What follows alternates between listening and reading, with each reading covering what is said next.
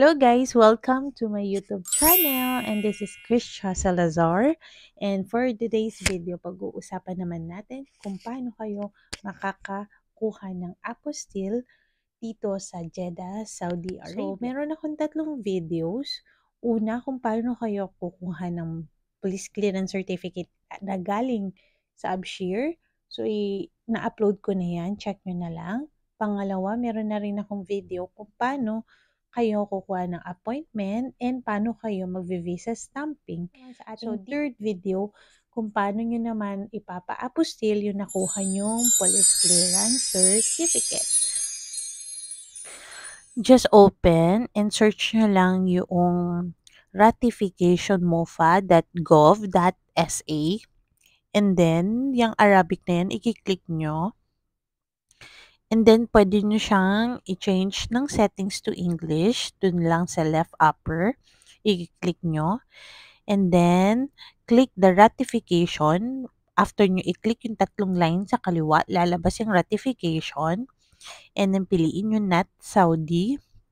And then, your IQAMA number, your first name, your family name, organization, kung saan kayo nagtatrabaho.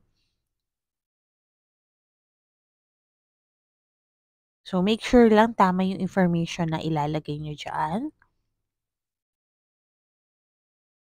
And then, also your nationality, Filipino, and your current address. Dapat complete current address nyo yan, ha?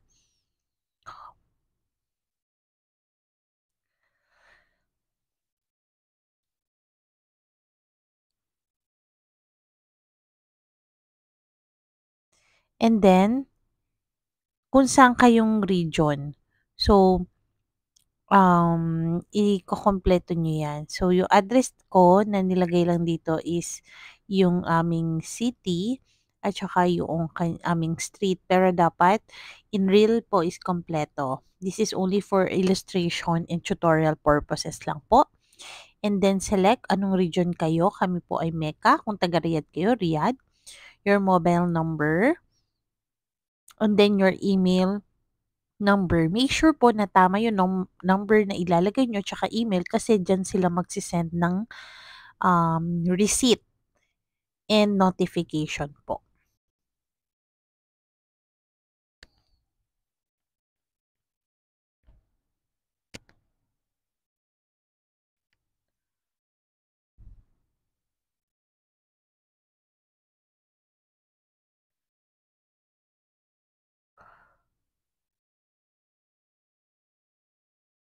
And then request apostille certificate be applied to the document.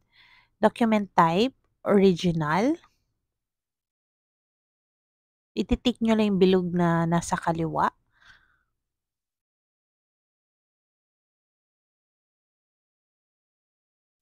And then, pipili kayo kung anong government authority, which is the MOFA or Ministry of Foreign Affairs po.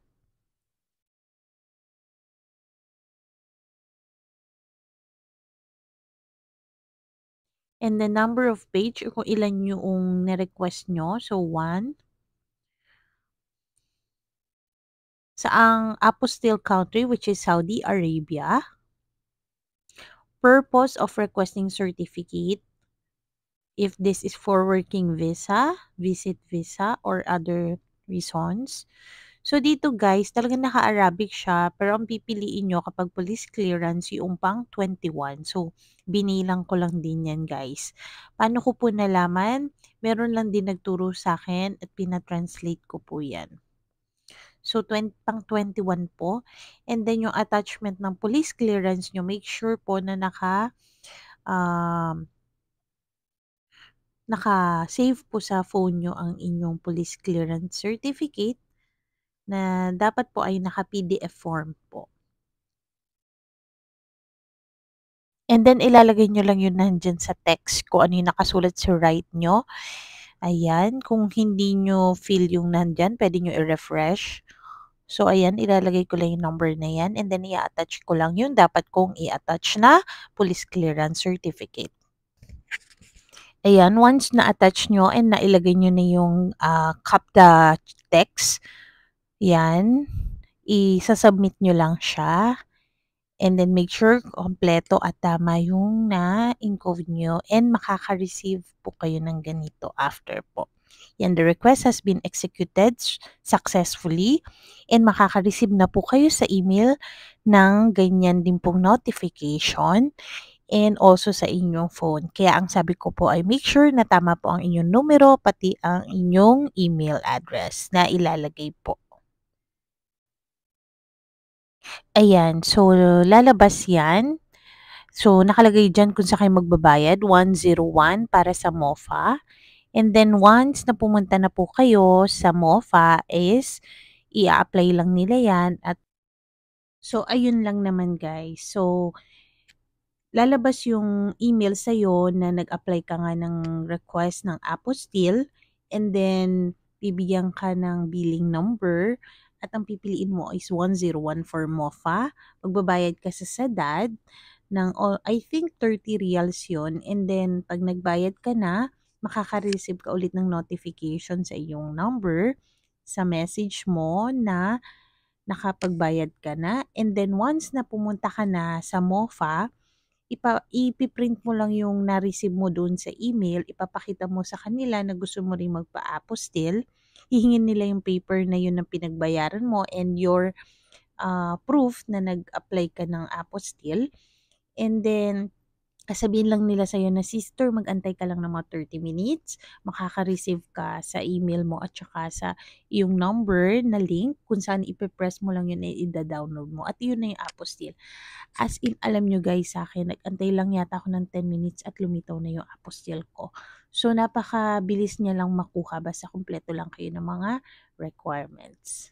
And that's it. So, napaka-easy lang talaga ng process ng apostille. Basta isasabay mo siya sa police clearance para mapa-apostille mo na rin siya.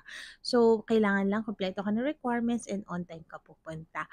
So, thank you for watching my video. So, sana makasama ko pa rin po kayo sa mga susunod ko pa pong i-upload na video. At para po sa mga bago lang po dito sa aking channel, please subscribe on my channel and like my videos. You are open to comment on my comment section po kung may mga suggestion kayo or meron kayong mga additional na information po na hindi ko po nabanggit dahil marami pa po rin talaga akong mga kulang sa mga instructions ko.